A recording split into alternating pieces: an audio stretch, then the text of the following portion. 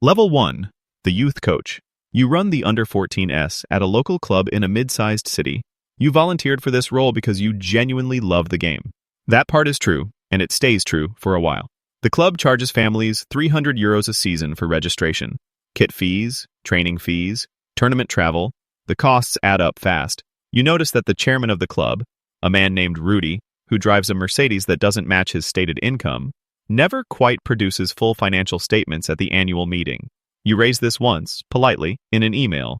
Rudy invites you for a coffee and explains, warmly, but with a precision that suggests he has done this before, that the club runs on goodwill and volunteers, and people who create problems tend to find their volunteer positions become unnecessary. You drop it. 3 months later, Rudy offers you a small monthly stipend, €200, cash, to cover your time. You have a daughter. €200 is €200. You take it and stop asking about the accounts. There are 4,000 clubs like yours across Europe. Rudy exists at every single one of them. Level 2. The Agent. You get your agent's license at 26. You played semi-professionally until a knee injury at 22 ended that conversation permanently. But you know the game, you know the people, and you are considerably better at talking than you were at defending. The first player you represent is 17, a left-winger from a small town, genuinely talented.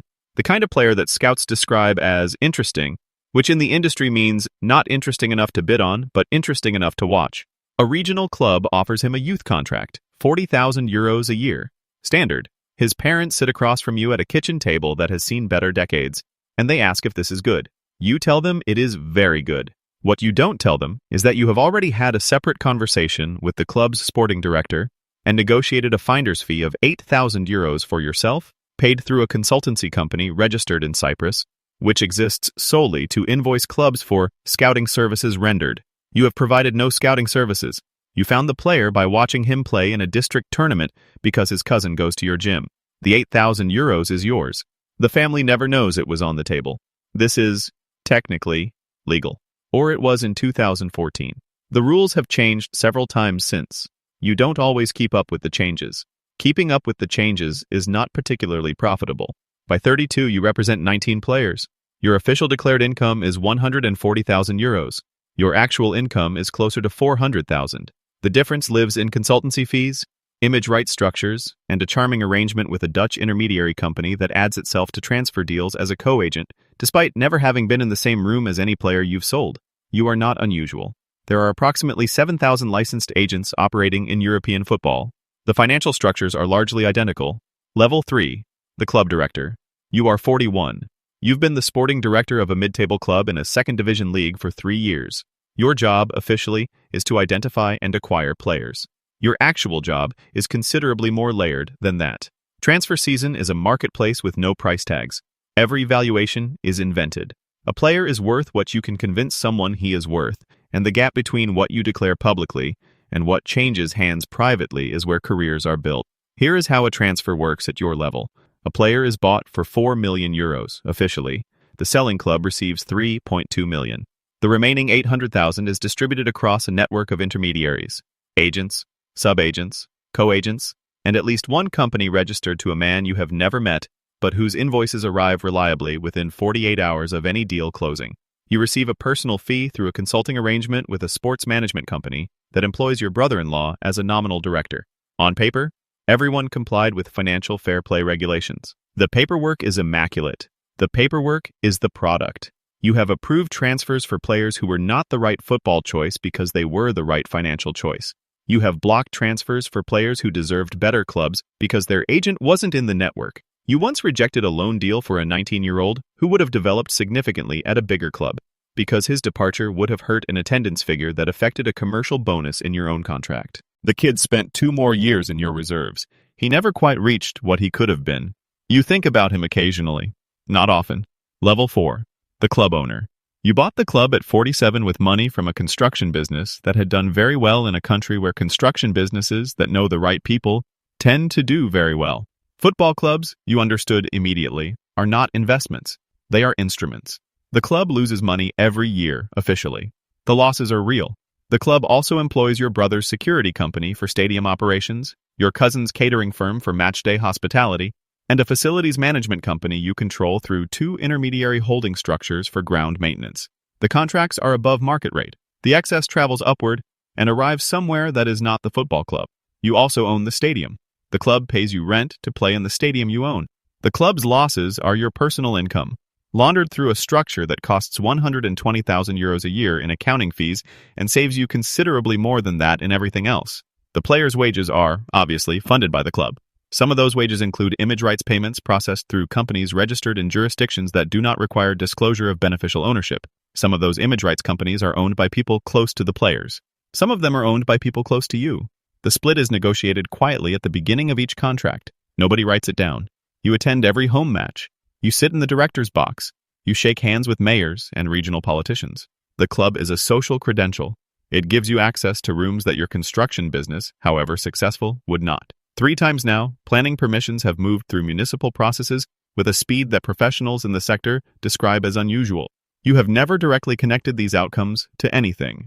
You never will. Level 5. The Federation Official. You are on the executive committee of a national football federation.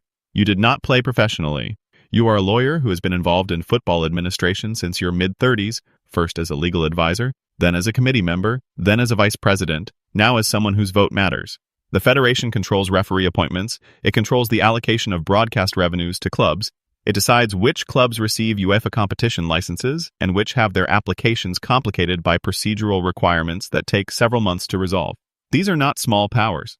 A club chairman once called you directly to discuss a referee appointment for a match that had meaningful implications for his team's European qualification. You told him you couldn't influence appointments. He said he understood completely. 2 days later, your foundation, a charitable organization supporting grassroots football development, received a donation of 40,000 euros from a company with no obvious connection to football. You appointed the referee he preferred. The match went the way the chairman needed it to go.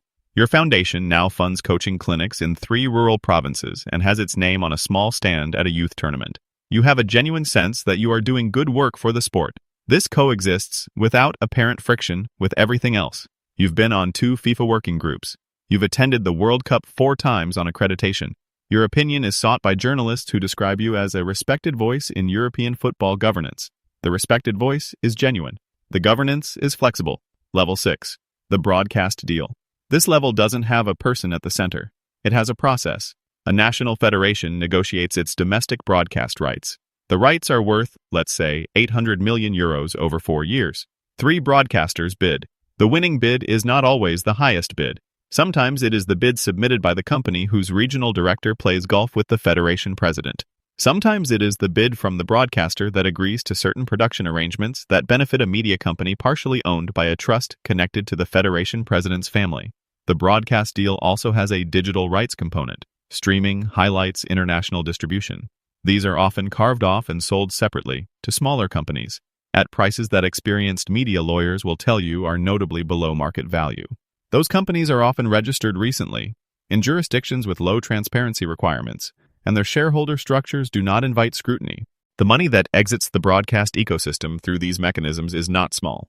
Across European football, across 1 decade, the figures run into billions, not millions, billions. Most of it is technically legal in at least one of the jurisdictions involved. All of it is audited by firms that are paid by the people being audited. The fans pay for streaming subscriptions. The subscription revenue funds the rights deal. The rights deal funds the structure. The structure funds the people at the top. The fans think they're paying to watch football. They are. That part is real. The match happens. The ball goes in the net. The celebrations are completely genuine. Level 7. The international tournament host. Your country wants to host a major international tournament. The World Cup, the Euros, the Continental Championship. Something that will place your nation on the global stage for 1 summer and generate economic activity that the bid documents estimate at $40 billion. A figure produced by an economic consultancy firm hired by the bid committee, which is to say, a firm hired to produce a specific number. The bid process runs through a governing body. That governing body has an executive committee of approximately 30 people whose votes determine which country wins. Those 30 people travel to your country for an inspection visit. They stay at a hotel that charges 1,200 euros a night. Their flights are business class. Their partners are invited. There are gifts. There are envelopes. There are consulting contracts for companies connected to committee members' families, signed before the vote and paid after. There are payments to football federations in smaller countries, described as development funding, that arrive in unusual proximity to favorable votes. Your country wins the bid. The stadiums are built. The contracts go to construction companies connected to government officials. The infrastructure budget runs 160% over the original estimate. The overruns are funded by public money. The profits are private. 37,000 construction workers build the venues. A significant number of them are migrant laborers working under conditions that multiple human rights organizations document in reports that are cited extensively in the press and result in no material changes to the contractual arrangements.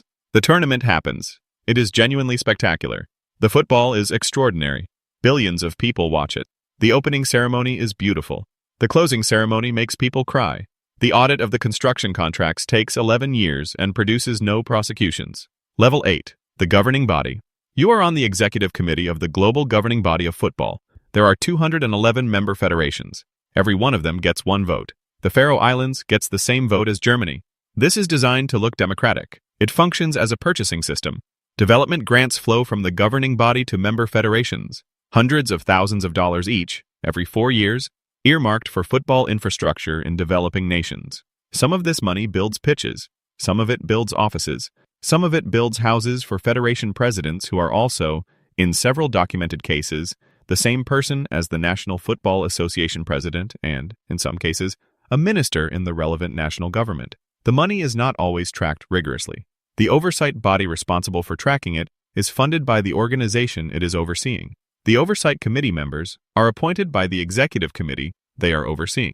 You sit in conference rooms in Zurich. You fly first class to every continent. You stay in hotels that do not have prices listed on their websites because guests who require prices are not the target clientele.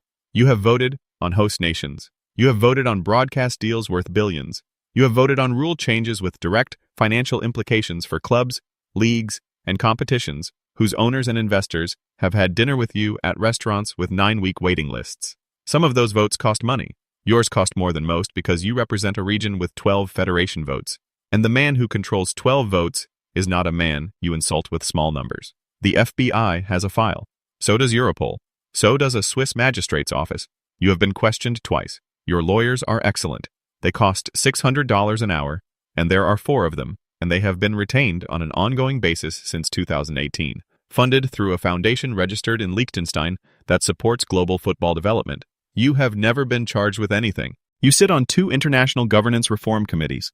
You are photographed at summits with heads of state. You are referred to in the press as a giant of the game, a servant of football, a man who has dedicated his life to the sport. All of this is true. None of it is the whole truth. Level 9. The fan.